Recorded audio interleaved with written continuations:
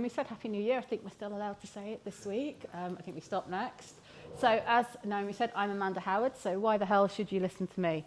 Because I had that question myself last week. So I've been doing this for 25, almost 30 years, building products, creating markets and the chaos in between.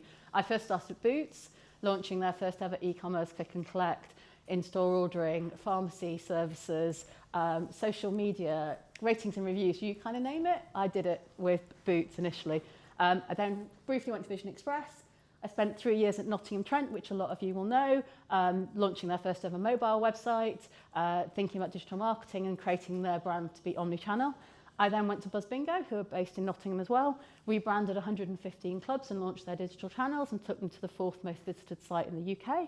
I then went to Medichecks, which is a local diagnostics company doing B2B and B2C during COVID, which if you want to talk about making product up as you go along, that was a real learning curve, particularly a project that I did with NHS Blood and Transplant because they wanted to find people who'd had COVID for a plasma pilot, which I had to get live in 2 weeks, which was great fun, but great learning about how you can do product and market together. You don't even need to have a product to start selling it, which we did during COVID. And then most recently, I've been working at Holland & Barrett in their innovation arm. It's Holland & Barrett's mission to add quality years to life. And we worked as a startup venture, looking at how we could use data and technology to do that. So we created an app that used questionnaires, wearable data, blood test data, and biometric data through an in-app medical device for blood pressure to create your biological age and then embed healthy habits through goals, challenges, points and rewards. So really about how do you add quality years to life, which was a success. And now I am in the process of looking for my next adventure. So while I'm doing that, I'm here talking to you. So to start with, let's check we're talking about the same thing. Because whether you talk about MVP, minimal viable product, minimal usable product, minimal lovable product, basically it's the thing that you build first. So it's the simplest version of a product that solves a real customer problem. And I think real customer problem is an interesting one rather than something you think you might want to do. And lets you learn fast from real use. Also, from my perspective, this is something you could sell or subscribe or sell through B2B. So it's something that has some value, you know, if that makes sense. Before that, it's a prototype or a pilot, but this MVP for me is something you can actually sell.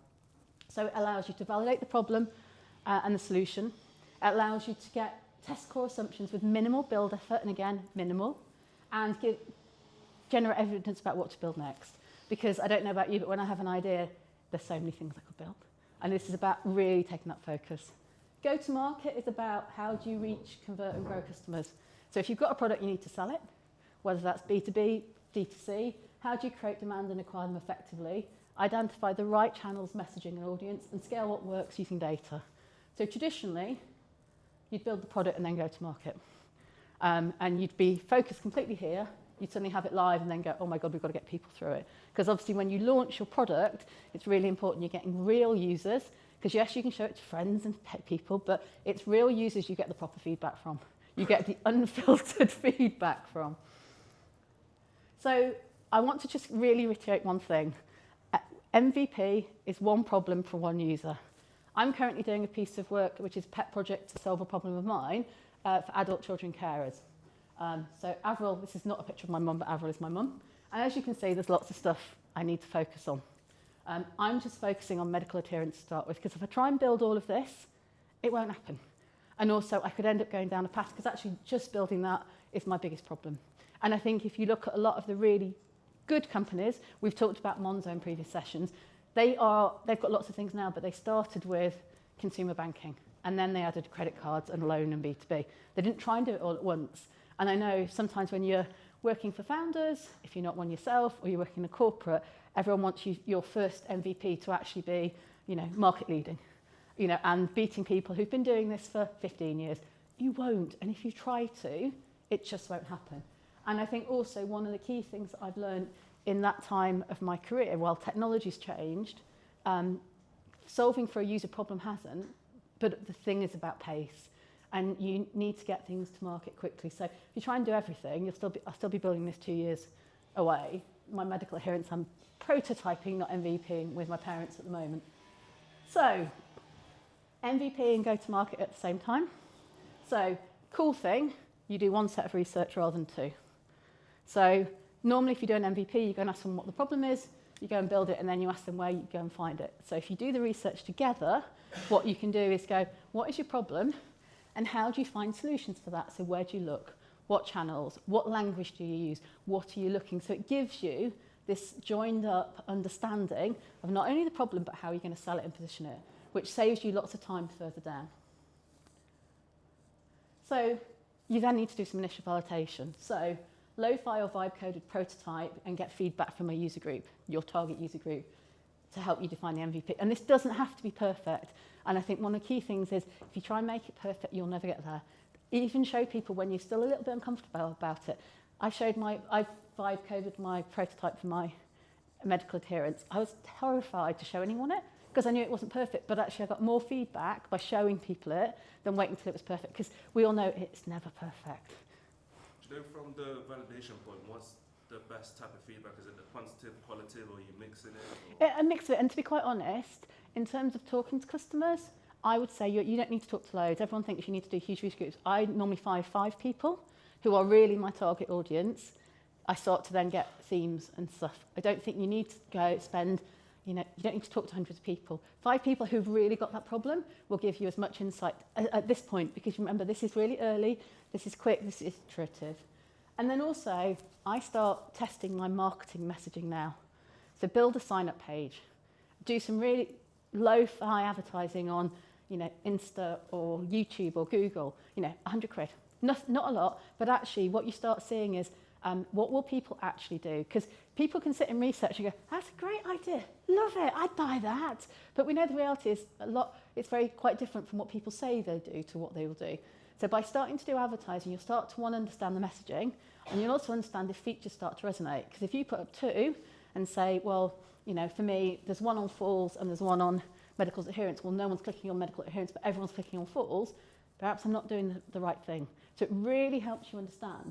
And also helps you understand, so I've thought this product is for people like Karen, but actually, people like Naomi are clicking on it. So actually, have I got my target group right? So it really early on allows you to understand the difference. And then you build your MVP. Again, single problem for a single user built on minimal functionality. So it's got to be good enough so that you could sell it. And you can't, if I'm working in the health data space, I can't ignore any of those things just because it's an MVP. It still needs to be safe, secure, follow any regulations if you're in that space. But it is the minimal product that I could ask people to pay for. And I step up advertising at the same time. Because building the product properly, I know you can AI it, but if I'm doing a medical device, I want to go into it properly. That might take me 2, 3, 4 months. So if I'm doing marketing, creating a wait list at the same time, I have an audience as soon as my product's ready. Because as soon as your product's ready, you want real users on it. But also, I'm starting to understand what's working or not. And some people go, but I don't want to spend my marketing yet. Well, you're going to have to spend it at some point. So why do you not spend it at the point where it can have most impact? Because again, you don't need to spend loads, but it just starts you learning around if I want to scale. Because if you launch and suddenly people love it, but you don't have to sell it, then you're going to waste months working out how you do that. And then you use the MVP to drive scaling. And the tension when you get an MVP live and people start liking it is people want to build the next thing. I'm going to build one of my other things on my loop. But if you don't do your optimization and make that MVP fantastic at the start, you will never get round to it. Because it will never be important enough to do it. I think I've been there on various projects, because particularly if, like me, I've worked for founders who like bright, shiny things, people jump straight away to the next thing and the next thing. Take the time, and I'm not saying years, but take the time to make sure that bit is cooking on gas before you build the next bit. And continue to make sure that you're building optimization. And again, with your advertising, you'll start to learn what works and what doesn't, what messages doesn't work. Nice, I'm really enjoying this, by the way. Do you know, from the marketing bit, because I can imagine that potential conflict of how much do I spend, how do you tend to proportion it out, or is it just a rough feel of things? And to be quite honest, at this point, I'm not spending a huge amount of money, unless I'm working for Holland & Barrett, when I could. And even then, it was still not, I was just going to say about optimization, is that getting the background, the behind the scenes in order first to build the foundation, put that foundation to then build scale? I think build the background operations where you need to.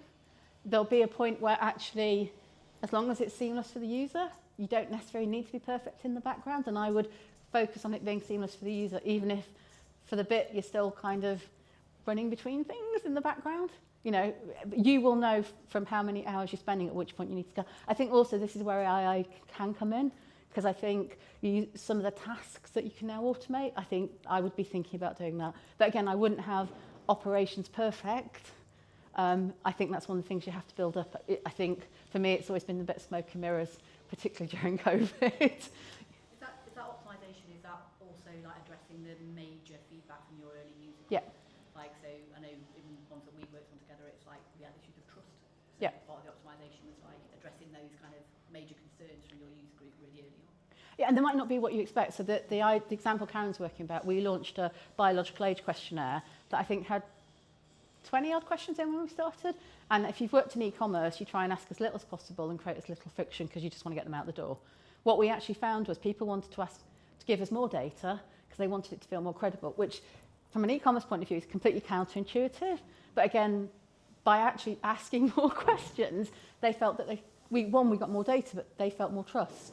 So it's really important that we did that early on before we got too many people through it, because otherwise we'd have had that problem with lots of people. But yeah, it was the feedback you weren't expecting. Please make me spend longer answering your initial questionnaire, because then I believe it more. So what does doing them together allow you? I think it allows you to go faster, because I think you're continually having a loop between the two and you're learning much quicker. I think you shape the MVP using real market feedback and not assumptions, because I think even if you do research, you know, research is not real users, and I know that I've seen a difference. So the sooner you can get real users versus research, I think you get that brutal feedback that you might not want, but actually is that most useful. I think you can align product experience with live messaging from day one. So I know when I've done it as two processes, you build your product, then you go and do your messaging, and then you go and update your product so it aligns. So your calls to action and actually what is your priority feature on your homepage, etc. So it means you can do it once rather than having, and yes, you'll have to iterate it and update it, but it means you're not building something and then having to re-architect it. You validate positioning before features, reducing build waste. So again, if really nobody's clicking on that feature, and they should be because they're the right audience, then I think it's a question about, is that the right feature to build? I mean, this linked to the kind of real fun, but create an early independent user cohort group. You know, those initial users are your friends. They might not feel like it because the feedback can be brutal, but this is where you learn so much, because, you know, I sometimes have built things and then see someone use it for the first time. It's like, no, you need to press that. Or even actually my other half using the internet sometimes, it's like, you need to press that, you know, and that's the thing if you don't see. So actually getting that feedback really early. And also what it does is, I know when I write a business case, when I haven't got any data, you do it based on assumptions. You might pad it a bit to make it look a bit better, or you might use it on market data. By doing this, you actually start to understand your cost of acquisition, your conversion, etc., much earlier. So it helps you actually revisit your business case and make it more credible. Because also, if you're going to ask someone else to give you money, you've actually got some data to say, well, this is my cost of acquisition, and I've moved it from here, versus this is what I think is my cost of acquisition. You know, it actually gives you some real data to help inform, and also to make you think about where you spend your money. Because I know when we're doing something, wherever you're working, those first marketing spend is really, everyone's really, is it working? Are we getting customers? So it enables you to really optimize it. And then one thing I think is really important is when you're looking at what is the data that you need from your MVP and your go-to-market, is where are you making money from your business, if that makes sense, and where will you make money longer term? So great, people are downloading it. So we've tracked all these customers, they've downloaded it, and not doing anything with it. So are they likely to subscribe next month? No. In my last role, we actually had a target to increase healthy life expectancy, as well as obviously drive revenues, etc. So we needed people who were going to use the app and increase their healthy life expectancy. So I could have got loads of people, but they weren't going to help me deliver on that aim. So it's really important that when you're looking at this point, that you look at your full conversion. So what is the thing, whether it's ongoing engagement, subscriptions, regular purchases, what is that thing that's actually going to make your business money, and where are those customers coming from? Does that make sense? Because you're getting loads of customers who are downloading it, fantastic, but if they're not those people who are going to be with you longer term and drive customer lifetime value in whatever format you need it for your business, you haven't got a viable business longer term. So it's really for me going, what are those 2 or 3 things from my MVP and my go-to-market I need to say to whether that's my board, whoever's funding me, etc. I believe this business has legs because we can deliver on targets which will make us sustainable.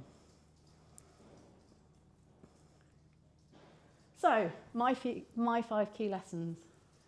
Talk to users early and potentially before you're comfortable, because it won't be perfect and it's probably not right. And the sooner you know that, the better. Build less, validate more. So, you know, I think my first web project was a year. Go away and build a website.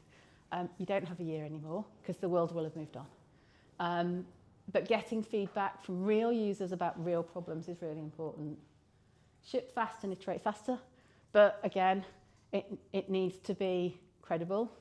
And if you are working with data, etc., it needs to be secure. So that doesn't mean you don't follow regulations. I think there's someone here building a compliance tool. You know, those things are still really important, depending on what space you're in.